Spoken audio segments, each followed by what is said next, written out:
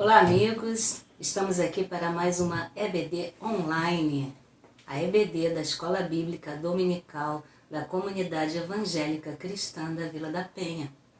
Estamos estudando escatologia e nada melhor do que estudar o livro de Apocalipse para isso. E uma das primeiras coisas que aconteceu em Apocalipse foram as cartas que o Senhor Jesus, através do apóstolo João, escreveu para as 7 igrejas da Ásia. E hoje nós vamos estudar sobre a carta que foi escrita à igreja de Tiatira. Que essas cartas são muito valiosas também para os nossos dias atuais, não só para aqueles dias. Mas antes de entrarmos nas cartas propriamente dita, vamos fazer algumas considerações muito interessantes a respeito dessa cidade. Queridos, essa cidade ela já não existe mais. Essa cidade sofreu um grande terremoto e foi soterrada. Atualmente construíram sobre ela a cidade chamada Aksar, que fica lá no território da Turquia. A antiga Tiatira ficava situada entre Pérgamo e Sardes, ficava ao extremo oriente das outras cidades do Apocalipse. Esta cidade, a Tiatira, ela foi fundada por um homem chamado Seleuco. Ele era general do Alexandre o Grande. E esta cidade era uma cidade altamente comercial. Ela ficava situada na rota do comércio entre Ásia e Europa. E era conhecida como a cidade dos trabalhadores. Tiatira produzia tintura, que era a famosa púrpura, produzia cerâmica, produzia tecidos, produzia bronze, cobre. E o bronze de Tiatira, ele tinha um brilho extraordinário, era um dos mais requisitados da região. E foi de lá de Tiatira que veio uma mulher chamada Lídia, a vendedora de púrpura, citada lá em Atos 16. Lídia, ela teve em Filipos um encontro com o apóstolo Paulo. E ali ela se converteu ao evangelho, não só ela, mas toda a sua família. E Lídia era vendedora de púrpura. Púrpura era uma tintura que vinha de uma árvore chamada Árvore dos Tinteiros. Era muito interessante essa tintura que ela ia do vermelho até o púrpura, uma coloração muito usada nos tecidos de reis e monarcas. E Tiatira produzia esse tipo de tinta. Um outro fato interessante aqui que podemos destacar em relação ao comércio de Tiatira era que esse tipo de comércio lá, ele era regido por associações de classe, tipo sindicatos. E esses sindicatos, eles dominavam cada quarteirão da região. E eles faziam ali uma mistura social e religiosa. Eles promoviam festas idólatras, cerimônias idólatras, festas com imoralidades sexuais.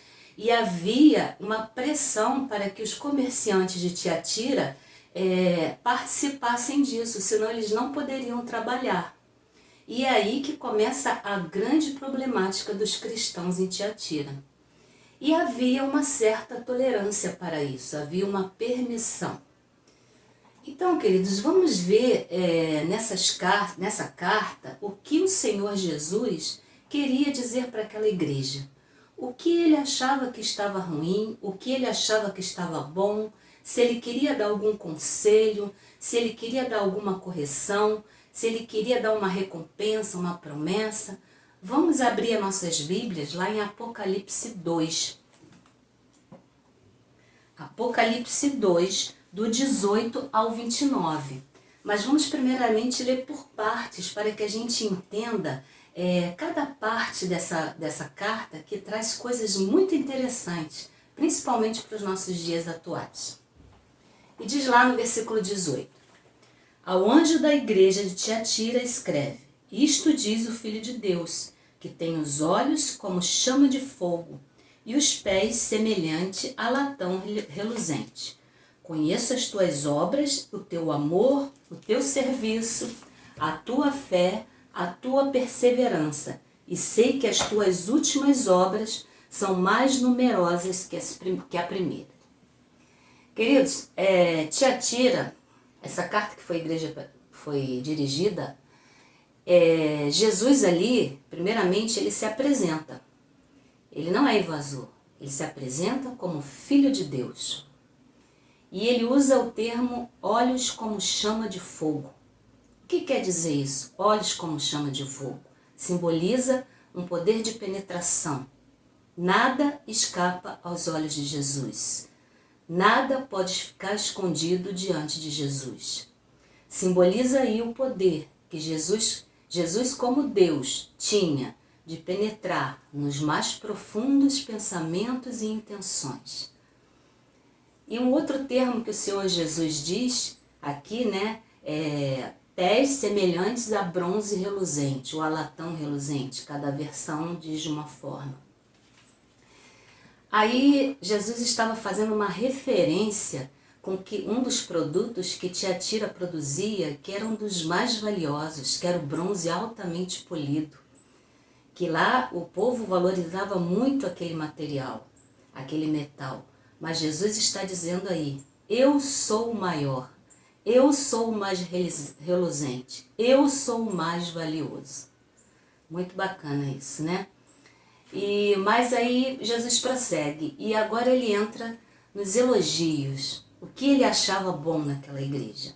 E aí ele fala, eu conheço a tua fé, conheço as tuas obras, teu amor, teu serviço, a tua perseverança. E ele ainda diz mais, as últimas obras suas são melhores do que as primeiras. Maravilhoso isso, né? Então, assim, nos leva a pensar o que mais aquela igreja precisava. Aquela igreja estava perfeita, ela tinha tudo. E vale destacar aqui, em relação ao primeiro amor, né? Diferente da igreja de Éfeso, Tiatira não perdeu o primeiro amor. Que é normal, é comum se pensar primeiramente na perda do primeiro amor. E isso não aconteceu ali. Ali havia contrição, ali havia temor, humildade e perseverança na palavra de Deus. E um fato interessante também que podemos destacar, que nesse período ali da Idade Média, no período principalmente da igreja de Tiatira, surgiram grandes reformadores, combatendo todas as heresias do cristianismo, como João Calvino, Martim Lutero. Então, concluímos aqui nesse trecho que essa igreja estava perfeita. Ali tinha tudo que um cristão necessitava ter. Então, o que estava ali acontecendo que estava incomodando ao Senhor Jesus? Vamos prosseguir na leitura, lá do 20 até o 24, ok? Tenho, porém, contra ti que toleras Jezabel, mulher que se diz profetiza. Com seu ensino, ela engana os meus servos, seduzindo-os a se prostituírem e comerem das coisas sacrificadas a ídolos. Dei-lhe tempo para que se arrependesse da sua imoralidade, mas ela não quer se arrepender. Portanto, o lançarei no leito de dores, bem como em grande tribulação, os que com ela adulteram, caso não se arrependam das obras que ela incita. Ferirei de morte os seus filhos, então todas as igrejas saberão que eu sou aquele que esquadrinha a mente e o coração, e darei a cada um de vós segundo as vossas obras. Digo, porém, a vós e aos demais que estão em Tiatira, e a todos quanto não têm esta doutrina e não conheceram, como dizem, as profundezas de Satanás, que outra carga não porei sobre vós.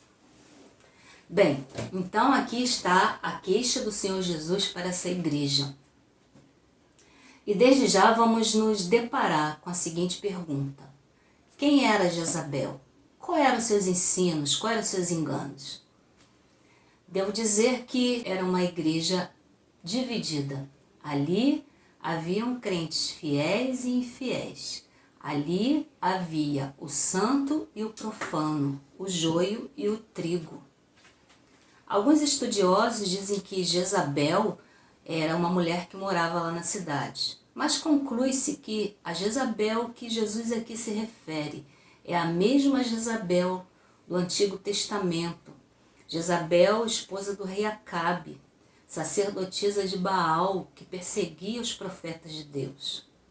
Jezabel aqui é uma mãe espiritual, um simbolismo de todas as doutrinas libertinas, pagãs e antibíblicas.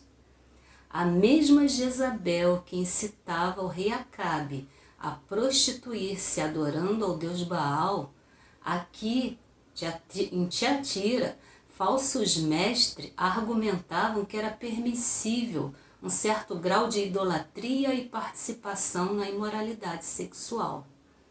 A Jezabel aqui é o símbolo de toda a corrupção moral e espiritual da igreja. Ali havia tanto a prostituição religiosa quanto também a prostituição física. Falei sobre isso quando me referi ao comércio de Tiatira, lá no início. E o comércio é regido por sindicatos. E esses sindicatos tinham a parte social e a parte religiosa, tinham seus próprios deuses. E ele promovia essas festas idólatras. E os comerciantes sofriam uma pressão para que participassem disso. E a igreja de Tiatira era permissiva com isso, ela tinha tolerância. Daí vem o termo tolera Jezabel. Uma outra referência também para este termo se deve à igreja de Roma, ao Império Papal de Roma, que criava seus dogmas, suas doutrinas, como celibato, purgatório, inferno, e daí vai, uma série de outras. E da mesma forma que os profetas de Jezabel perseguiam aos profetas de Deus, o Império Papal também perseguia os cristãos verdadeiros. Então, vemos aqui que a queixa do Senhor Jesus era essa, e a expressão tolera Jezabel se devia a isso. Uma outra expressão que podemos destacar, que está lá no versículo 24, que diz conhecer as profundezas de Satanás. Havia ali um ensinamento, um falso ensino, que eles podiam flertar com o pecado, eles podiam conhecer o pecado, praticar o pecado, porque isso lhes daria um certo domínio sobre o pecado. Então isso era um falso ensino, um falso engano que existia ali, uma falsa doutrina.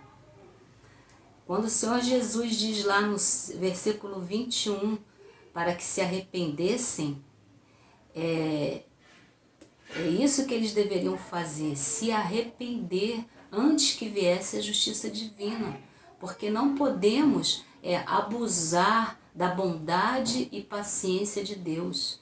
Jesus não poderia ficar indiferente a isso. Então a melhor conduta seria o arrependimento antes que viesse essa justiça. E era isso que acontecia na igreja de Tiatira. A igreja era uma igreja dividida. Ali havia verdadeiramente a fé, o amor, a perseverança. Mas por outro lado, também havia os cristãos que eram infiéis, que cediam a esses ensinamentos errados. E vamos prosseguir o que o Senhor Jesus diz nessa carta, porque Ele, com a sua infinita bondade, com a sua infinita misericórdia, Ele também dá conserto, Ele dá conselhos, Ele dá recompensas e promessas para aqueles que permanecem. Vamos ver lá do versículo 25, até o 29, que diz assim: o que tendes, retende até que eu venha. Ao vencedor, que guardar até o fim as minhas obras, darei autoridade sobre as nações. Com vara de ferro as regerá, quebrando-as como são quebrados vasos do oleiro, assim como também recebi a autoridade de meu Pai. Também lhe darei a estrela da manhã. Quem tem ouvidos, ouça o que o Espírito diz às igrejas. Então fica bem claro aqui no versículo 25 a resposta, o conserto para tudo isso. Quando Jesus fala assim, ao que tendes, retém. A palavra para mim chave para essa igreja é permaneça. Porque quando Jesus fala, ao que tendes, retende, retenha a fé, retenha o amor, a perseverança, as boas obras. e ainda retenha as últimas obras melhores que a primeira. A palavra-chave aqui é: retenha tudo isso, permaneça com tudo isso, não ceda. É isso que Jesus está falando para aquela igreja e fala para os nossos dias atuais também. A obediência a Cristo e o conhecimento da sua palavra nos faz permanecer, nos ajuda a não ceder ao espírito de Jezabel, que também existe na nossa atualidade. Então, cabe aqui uma pergunta que eu deixo para ser discutida nas aulas. Até que ponto esse espírito de Jezabel, ele reina nas igrejas da atualidade? Até que ponto as igrejas são permissivas com isso? E você e nós, até que ponto também somos permissivos na nossa vida e nos nossos pensamentos com esse espírito de Jezabel atuando nas nossas vidas? Ok? Então concluo aqui dizendo que a chave para tudo isso, o conserto, é permanecer. Queridos, Jesus Cristo é o alfa e o ômega. Ele é a testemunha fiel e verdadeira. Jesus é nosso amigo, agora e em toda a eternidade. Diante de Jesus, a neutralidade é uma impossibilidade. Ou aceitamos ou rejeitamos. Herodes, Napoleão, Alexandre foram chamados de grandes na história universal. Mas Jesus não é só grande, ele é único. Fique na presença de Deus. Shalom.